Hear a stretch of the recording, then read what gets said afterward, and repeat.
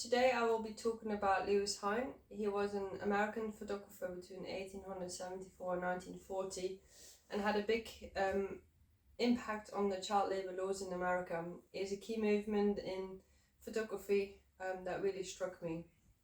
I want to do some research what impact Lewis Hine had on the working conditions of the children with his photographs. First, I start off with some research about Lewis Hine himself. In 1908, he quit his teaching job and became an investigator for the National Child Labour Committee. Between 1908 and 1924, he documented the living and working conditions of children in the United States by taking over 5,000 photographs. He did that to help to reform the child labour laws in the United States. After the Civil War, the demand for labour grew a lot, and by 1910, 2 million children under 15 years old were working. They were working in unsafe working conditions, using dangerous machinery. The business owners didn't educate them at all, and they were working unlimited hours a day. That came along with lifelong health problems. Accident happened, illness came along. It was really poor for the children. Lewis Hine gained entrance to several workplaces. Sometimes he had to do that undercover. Sometimes they just let him in. But he visited factories, glass works, textile mills, mines, and he also visited workplaces in New York. He used a heavy graphite camera to take the photographs, and one of his trademarks was to use stories and captions with the photographs. He really wanted to know how the conditions were for the children, how old they were, if it was safe, how they were, if they could read, if they had education. He really wanted to know if they were okay. Sometimes the children didn't even know their age. So accordingly, he guessed how old they were by use of buttons on his shirt, so he knew their heights and could guess how old they were. This is an example of Furman. He's 12 years old. He said, "I can't read, I don't know my ABCs. Yes, I want to learn, but I can't because I work all the time." He's in the mill for 4 years, so he must have been 8 years old when he started working. There is work that profits children, and there is work that brings profit only to employees. The object of employing children is not to train them, but to get high profits from their work. This saying of Lewis Hine really struck me the most. It proves that the only reason the children were working was for the benefit of the employees. The children themselves had no education. They had nothing for it. The only thing they were doing was working for someone. One thing Hine really created was a photo story. It's kind of a picture with text, and it's a new way, it's a fine art form, a new way of photography. By doing that, it became a cognitive source of intellectual knowledge and evidence that affected social change for good. Because people could see and read what was going on, things slowly started to change. And without his photograph, without his captions, it might have not been as useful as evidence. Hine believed that all one needed to do was instruct the society and expose its ills, and the ills would vanish. With that, he means the more photos of child labour were spread out, the more people could see it, and slowly, things were getting changed for the children. The impact of his photographs, he helped to convince the federal government to enact and enforce stricter laws that would protect children in the workplaces. By 1916, the Keating-Owen Acts came along, and a few minimum standards were put into place. Minimum age was 14 in manufacturing, minimum age in mines was 16, the maximum working hours was 8 years. They were not allowed to work in the night if they were under 16 years, and the employees needed documented proof of their age. Only by that was put into place, but it was not an official law yet, so no punishments were put into place. But by just doing this act, by 1920, the working children were almost half, so it was only 1 million instead of 2 million children working. And by 1938, the Fair Labour Standard Act came across. There was the first law that really prohibited children from working, and punishments were put into place for employers. Could be fines, could be jail punishments, but that was the first official law in America that was put into place. Sadly, Hine passed away 2 years later. Kind of could have happened just before he passed away. For my primary research, I contacted a few places and visited a few, and I will go through them now. The first contact I had was the Library of Congress in America. They provided me with several links where I could find all Lewis Hine's photographs, and I was able to actually look into all of 5,000 of them. They were all categorized a region he went. If it was a male, it was in South Carolina, North Carolina. You could really see the places he visited and where the photographs were taken. The next place I visited was Tate Britain.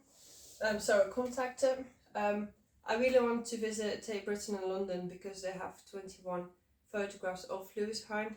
But unfortunately, the study room were fully booked for a month in advance, and I could not take a day off work so many time up front. So sadly, I could not visit Tate Britain, but I still wanted to see photographs in real life because I think it's different to see and feel them than seeing it on your laptop. That's why I visited the Sidney Jones Library in Liverpool. They had 2 books, Soulmaker and Lewis Hine as a Social Critic. So I was lucky to see and feel photographs in real life with the captions and the stories. It kind of brought me a bit closer to the subject and wanted to investigate more. The next stop was Tate Liverpool. They had a display on of Leonor Wendt, photographs taken in a similar time of Lewis Hine.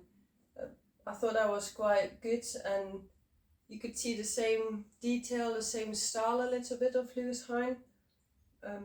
So yeah, that was quite interesting to see photographs back in the day.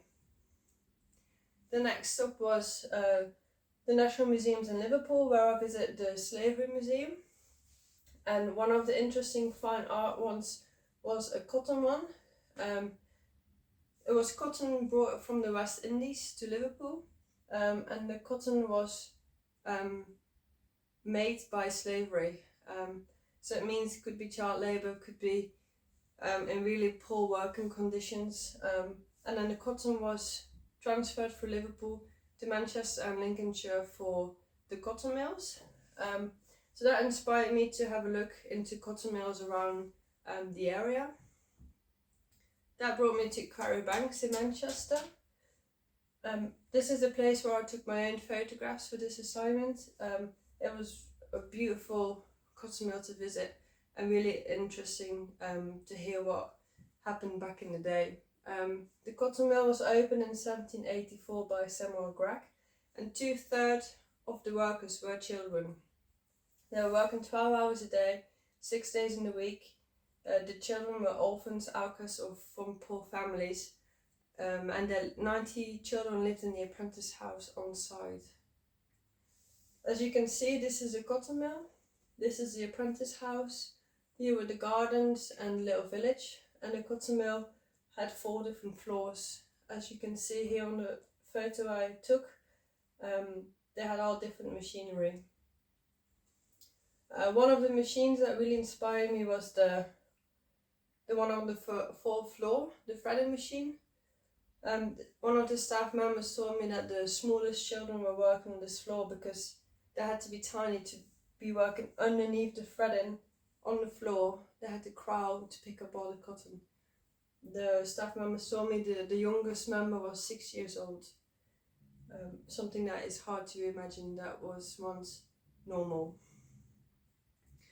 I want to make a video to see how big the machinery was, the sound of it. This cage is around that wasn't in the past. This, as you can see, this is really small, made for children. Yeah, there were signs, be careful, dangerous machinery. It was a bit contradictional because in the past children were working there. No cages, no protections were around the machines. Now it was all put into place. Yeah, it was hard to see, but at the same time good as well. This was the apprentice house. The children walked every day from the apprentice house to the mill. There was a boys' rooms and a girls' rooms, and the beds were made of straw, changed once a year, so the hygienic must have been awful. They had a pan for the toilet. They had to share the bed with two, and the rat caves were in the girls' room because on Sunday the girls were allowed to go to church, and they had to walk there. So just to be sure no one ran off, so it would be obvious if they were wearing rat capes. Children did try to go back home, but they were punished and brought back to the mill. The boys had some medication on Sunday. If not, they had to work in the greenhouse or in the gardens. The last place I visited was a Hartman's house. The reason I want to visit this place is because it was a little bit after Lewis Hine, but it would give me an idea how it must have been for Lewis Hine to come home, wherever home was, and to develop all the photographs. So this is a studio from 1948 to 1988 in Liverpool.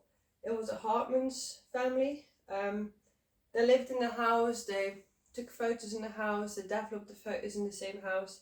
And luckily enough, one of his cameras was a Graflex camera, just like Lewis Hine. As you can see, I was really surprised by the size of it, the heaviness. It must not have been easy for Lewis Hine to take it to all the places he's been. Something I never thought of, obviously he had to take all his film holders with him and make sure the right captions and stories were put underneath the photos afterwards. So it must have been quite difficult to have a good structure going and take it all with him. So you can see this was the develop room. Some photographs of the Hartmans were hanged up, and to prepare the photographs to cut them to the right size, etc. So this visit brought it all together, kind of to have an idea how it must have been for Lewis Hine as a photographer back in the day, to have such an important role, to put those photos online and out in the open so people would know what was going on. So the impact Lewis Hine had was immense. He transferred American society. Children belonged into schools and not in factories. The cultural change was massive after that. People looked at children and not as, they might be handy to be used as workers. The important child labour law came into place, and punishments were held for employees if they broke the rules. And it was really inspiring to see that he really cared about the children. He brought the truth into society for the right reasons. And his photographs changed the world for good. It kind of changed my mind. It changed my mind as well, how to see photography, because the impact you can have for one single photograph, and then the truth underneath it can have an impact today itself, but years after. So we always remember, let a child be free. I hope you enjoyed this presentation. These were my references I used, and thank you for watching.